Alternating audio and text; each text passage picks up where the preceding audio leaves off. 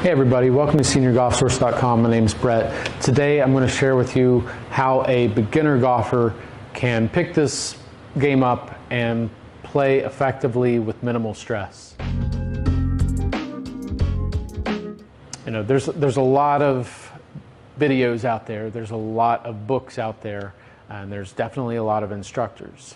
But I'm going to share with you what I've found as an instructor to be the easiest way to pick the game up, to understand what we're trying to do and how to go about it. So what we're going to do is start with the positioning of the body. If you can understand posture right from the beginning, your success rate is going to shoot through the roof. If you neglect your posture and you neglect the positioning of your body of how you address the ball, forget it. It's going to be just a downhill spiral of just wasted money.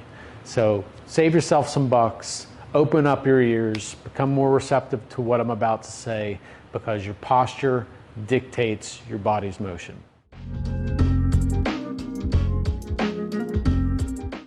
First thing I'll tell a beginner golfer to do is do not pick up a driver, do not pick up a fairway wood.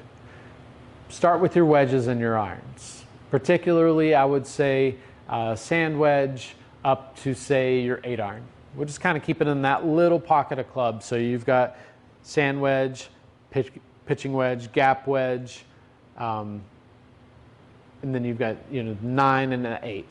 We're only going to mess with those shorter shafted clubs that have a substantial amount of loft, because it's going to become easy for you to strike the ball. It's fun to hit a driver, I'm not going to deny that, but if you want to learn this game the right way, you want to become more consistent and not just hit that one miracle shot out of 100, listen up. So posture.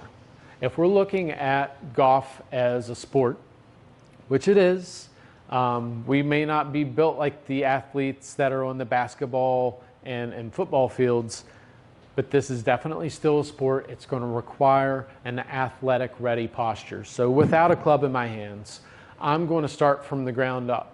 I'm going to start with the width of my stance. I'm going to make sure for a full swing with one of those clubs that I had mentioned that we're at least hip width apart from the inner portions of our feet. In doing that, that's going to give me good stability. All right?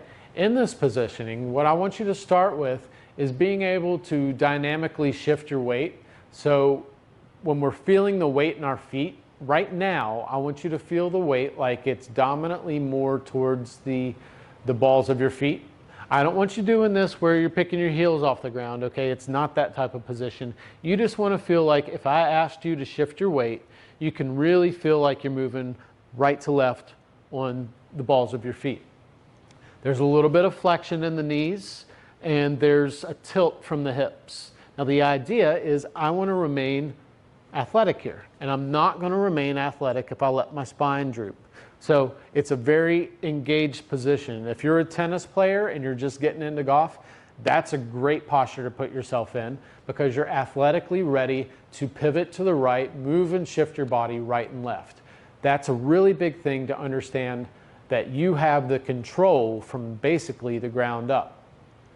All right, so now when we have that pitching wedge 9-8 iron in our hands, we're going to set up in position where we create what looks and represents a uppercase Y. All right, so I want to feel like the extension of my left arm, the extension of my right arm, and the position of the golf club shaft is very vertical with the shaft, and it represents an uppercase Y. All right? When I actually go to make the swing itself, now I'm not bypassing the grip, but I am in this video. We'll share a link to my grip video to help you understand that, because I'll be talking for 5-6 minutes just simply on the grip, helping you understand it. So check out the link below on the grip. So now that I've got the capital Y, I'm going to go in my backswing. And what happens in the backswing, your trail arm, so the arm that's furthest away from target, is going to start to bend at the elbow. And it's going to allow me to set the club at the top of the swing. So when I'm at the top of my swing, that right elbow is bent and the palm of that right hand is skyward. And that allows for my lead arm, that left arm for us right-handed golfers, to become very straight. And that's what we want. We do not want to bend this left arm at all. We want to feel like it's nice and straight. The right arm does the bending. All right? Now, for you beginner golfers out there, or just picking the game up, or maybe you played a long time ago and you're getting back into it, the golf swing does have some symmetry. So at the top of my backswing, my left arm's straight and my right elbow's bent.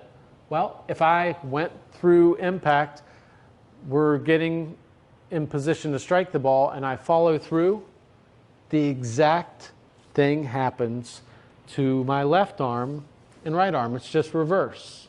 So in the backswing, right elbow bends, left arm stays straight.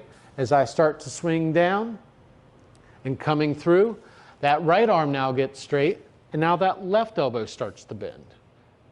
So you can kind of work on these positions, swinging back, swinging through, and that's what's really going to help you understand, all right, this is how the club works through the swing.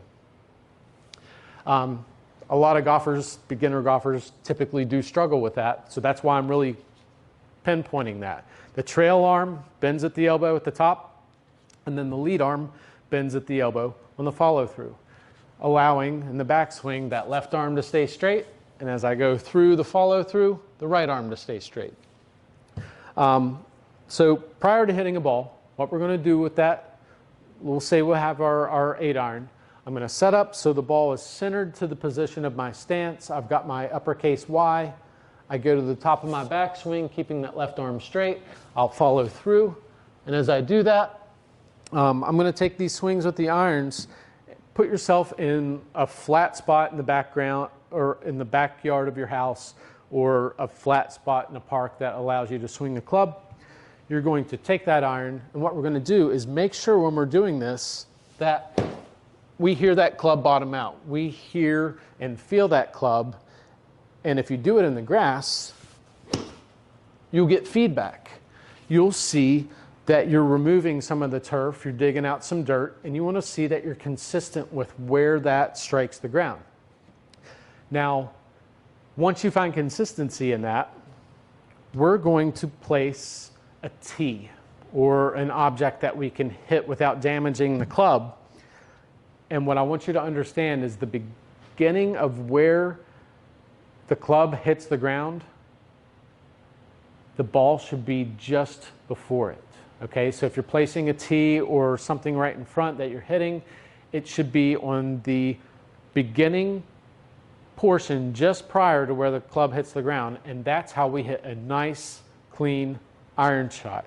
The perfect sequence is you're going to strike the ball with the club face, which is here, and then you're going to bottom out and hit the ground. You do not want the opposite. If you do the opposite, meaning that you hit the ground prior to hitting the ball, the dirt might go further than the ball, and that's what's called hitting it fat.